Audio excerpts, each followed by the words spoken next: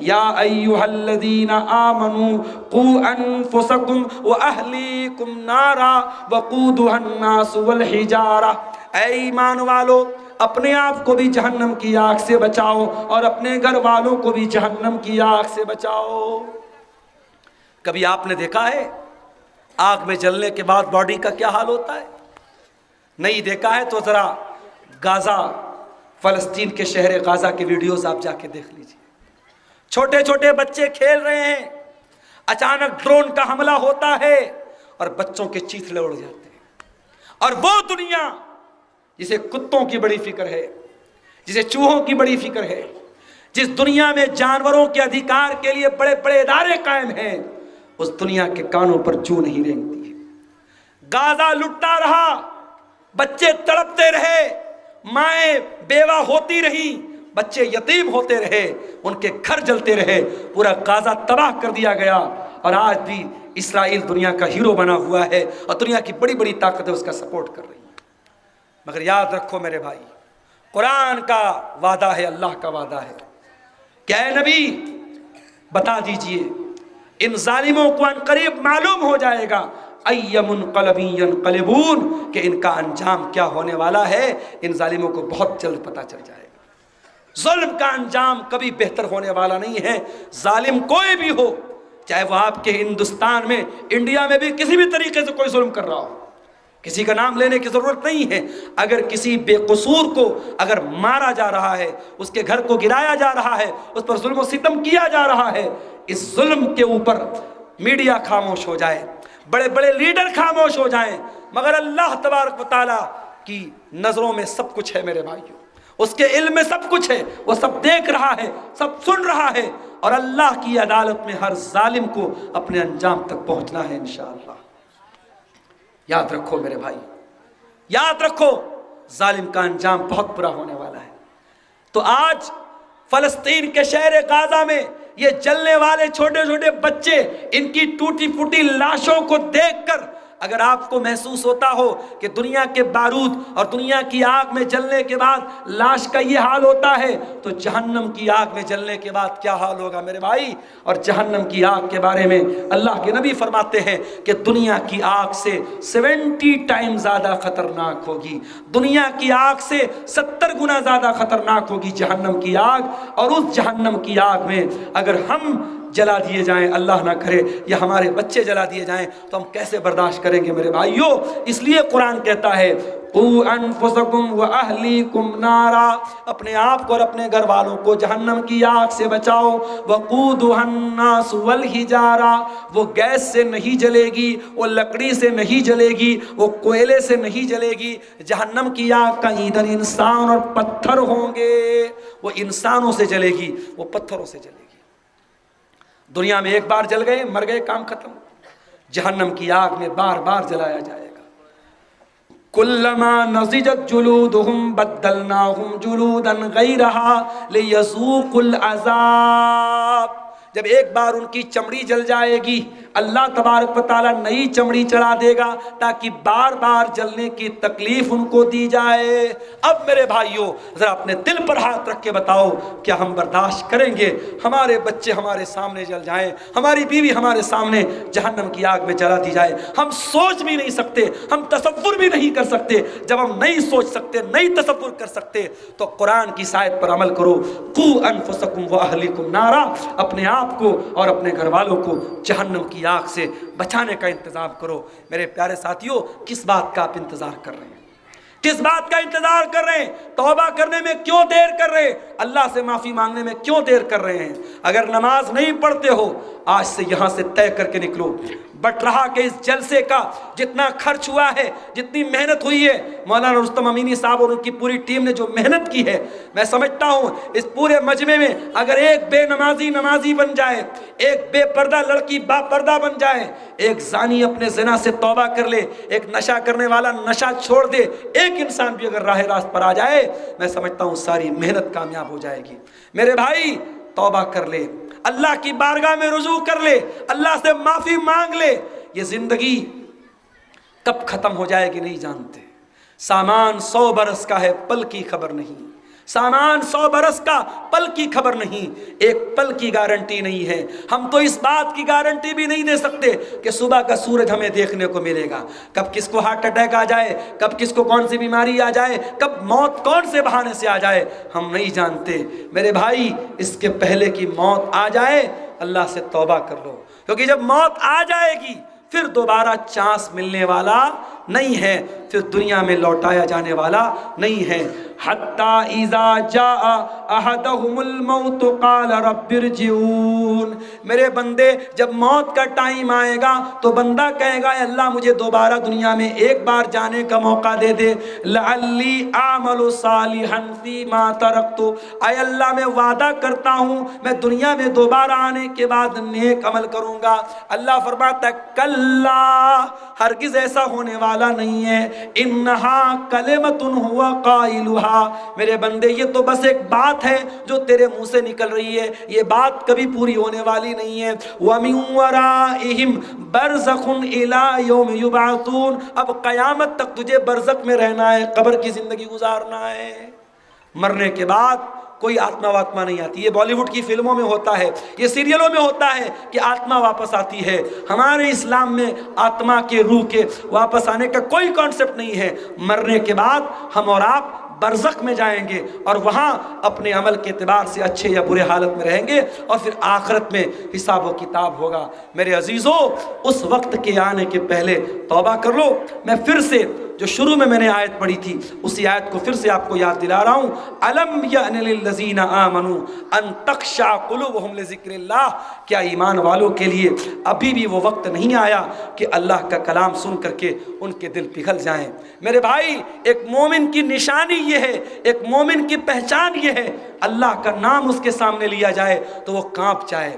انما المؤمنون الذين اذا ذكر الله وجلت قلوبهم واذا تليت عليهم آياته زادتهم ایمانا، ارے مومن تو وہ لوگ ہیں جب اللہ کا نام لیا جائے ان کا دل کانپ جائے، اور جب قرآن پڑھا جائے ان کے ایمان میں اضافہ ہو جائے۔ ایک آخری واقعہ سنا کے بعد ختم کر رہا ہوں۔ آپ دیکھیے بنی اسرائیل کا وہ واقعہ یاد کیجئے، جو 3 لوگ ایک غار میں پھنسے تھے اور تینوں نے اللہ سے اپنے اپنے نیک عمل کا وسیلہ مانگا تھا۔ اس میں سے ایک انسان نے کہا تھا کہ اے اللہ انہو کانت لی بنت عم، میری ایک چچا کی لڑکی تھی اور میں اسے بہت محبت کرتا تھا۔ ایک مرد کسی عورت سے جتنی محبت کر سکتا ہے میں اتنی محبت اس لڑکی سے کرتا تھا، لیکن حرام محبت کرتا تھا۔ اسلام میں حلال محبت ایک ہی ہے اور وہ نکاح کے ذریعے محبت ہوتی ہے۔ نکاح کے علاوہ جتنی محبت ہے یہ بکواس ہے، یہ حرام ہے، یہ ہوس ہے، یہ واسنا ہے، یہ لشٹ ہے۔ حلال محبت ایک ہے جو نکاح کے ذریعے جنم لیتی ہے۔ وہ لڑکا کہتا ہے اے اللہ میں اپنی چچا کی لڑکی سے بہت محبت کرتا تھا، ایک بار سوکھا پڑ گیا، قحط پڑ گیا، گاؤں میں لوگ اناج کے دانے دانے کو ترس گئے، میں پیسے والا آدمی تھا، میرے پاس بہت اناج تھا، بہت پیسہ تھا۔ وہ چچا کی لڑکی میرے پاس آتی ہے اور مجھ سے 100 درہم مانگتی ہے۔ اے اللہ اس لڑکی کی مجبوری کا فائدہ اٹھانے کے لیے میں نے یہ طے کیا کہ میں 100 درہم تجھے دوں گا، مگر میں بدلے میں تیری عزت کا سودا کروں گا، تجھے میری آرزو پوری کرنی پڑے گی، میرے ساتھ بدکاری کرنی پڑے گی۔ لڑکی مجبور تھی، گھر میں اناج کا ایک دانہ نہیں تھا، لڑکی تیار ہو گئی۔ اے اللہ جب میں اپنے اس ارادے کے لیے بالکل تیار، اور لڑکی بھی مجبوری کی حالت میں تیار ہو چکی ہے، جب وہ لڑکی میرے پاس آئی اور میں نے اس کے ساتھ غلط کام کرنے کی پوری تیاری کر لی، تو عین موقع پر جب اس گناہ کو میں کرنے ہی والا تھا اس لڑکی کے منہ سے ایک لفظ نکلا، اتق اللہ اتق اللہ ولا تفض الخاتم الا بحقہ، کہ اے اللہ کے بندے یہ تو کیا کرنے جا رہا ہے، تو ایک حرام کام کرنے جا رہا ہے، اللہ سے ڈر، اور جس چیز کی اللہ نے تجھے اتھارٹی نہیں دی ہے، جس چیز کا حق نہیں دیا ہے، اس چیز کو استعمال کرنے کا تجھے کوئی رائٹ نہیں ہے، وہ کام تو مت کر۔ اتنا سننا تھا، اے اللہ اس نے تیرا نام لیا تھا، میں زنا کرنے والا تھا، میں بدکاری کرنے والا تھا، تیرا نام اس لڑکی نے لیا، تیرا ڈر میرے دل میں پیدا ہوا، میں نے کہا جا، میں یہ کام نہیں کروں گا۔ میں نے اس کو جانے دیا، 100 درہم بھی 100 دینار بھی اس کو دے دیے۔ اے اللہ، یہ کام اگر میں نے تیرے ڈر سے کیا ہے اور تیری خوشی کے لیے کیا ہے تو ہماری اس مصیبت کو دور کر دے۔ اللہ کے نبی فرماتے ہیں وہ 3 لوگ تھے، تینوں نے الگ الگ دعا کی تھی، تینوں کی دعا کو اللہ نے قبول کیا، اور جو اس گفا کے دہانے پر جو چٹان آ کر کے ان کا راستہ جس نے بند کر دیا تھا، وہ چٹان ہٹ گئی اور تینوں غار میں سے نکل گئے۔ میرے عزیز ساتھیوں، یہ تقویٰ، یہ اللہ کا ڈر، یہ ایمان کی نشانی ہے۔ میں جانتا ہوں یہ مشکل دور ہے، یہ بے حیائی کا دور ہے، یہ بے شرمی اور بے غیرتی کا دور ہے، مگر اس دور میں بھی مشکل ہے، ناممکن نہیں ہے۔ میرے نوجوان بھائیوں، میری نوجوان بہنوں، حرام کے آپشن بہت ملیں گے، حلال کا آپشن لیمیٹڈ ملے گا، مگر ہمیشہ حلال کو اپنے لیے کافی سمجھنا، حرام راستہ کبھی مت اپنانا۔ اور اگر کبھی زندگی میں قدم بہکنے لگے، زندگی میں غلط راستے کی طرف قدم جانے لگے، تو یوسف علیہ السلام کو یاد کر لینا۔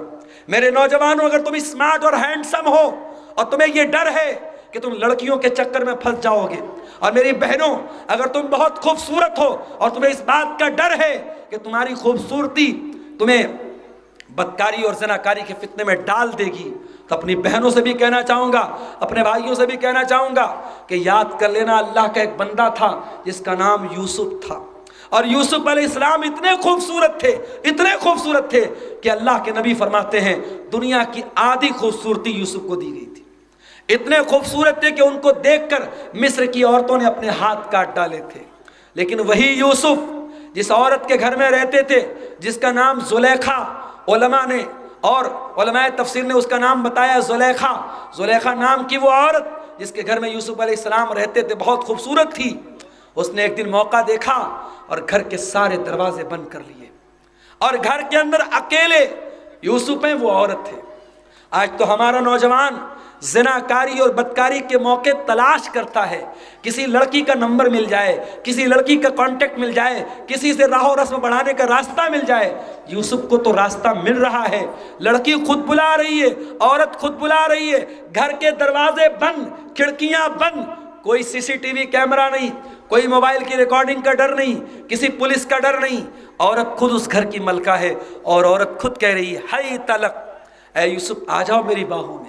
قال معاذ اللہ انہ ربی احسن مثوای انہ لا یفلح الظالمون۔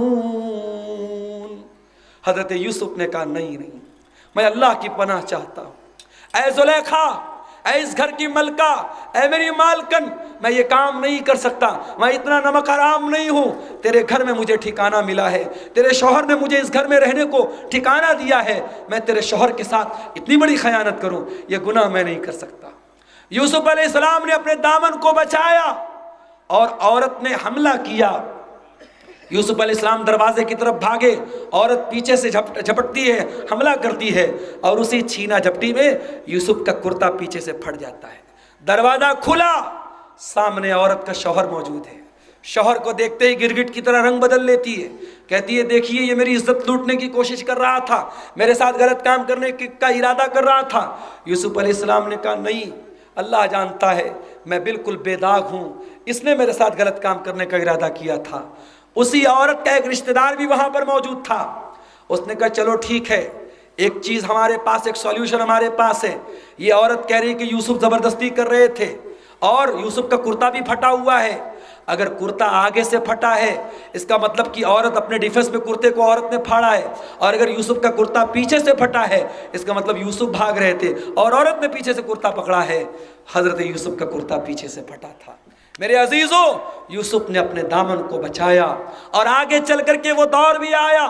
ابھی تو ایک عورت ان کے پیچھے پڑی تھی، جب مصر کی عورتوں نے ان کی خوبصورتی کو دیکھ کر اپنے ہاتھ کاٹے تو سب ان کے پیچھے پڑ گئیں، اور حضرت یوسف کو جب لگا کہ اب میرے لیے بچنا بہت مشکل ہے تو اللہ سے دعا کرتے ہیں رب السجن احب الی مما یدعوننی الیہ، اے اللہ یہ عورتیں مجھے زنا کی طرف لے کے جانا چاہتی ہے، مجھے بدکاری کی طرف لے کے جانا چاہتی ہے، اے اللہ تیرا بندہ جیل میں جانا گوارا کر لے گا، تیرا یوسف جیل میں جانا گوارا کر لے گا، مگر ان عورتوں کے جال میں پھنسنا گوارا نہیں کرے گا۔ اور اے اللہ میں انسان ہوں، میں کمزور ہوں، اگر تو نے ان کی چال کو ناکام نہیں کیا تو میں جاہلوں میں سے ہو جاؤں گا۔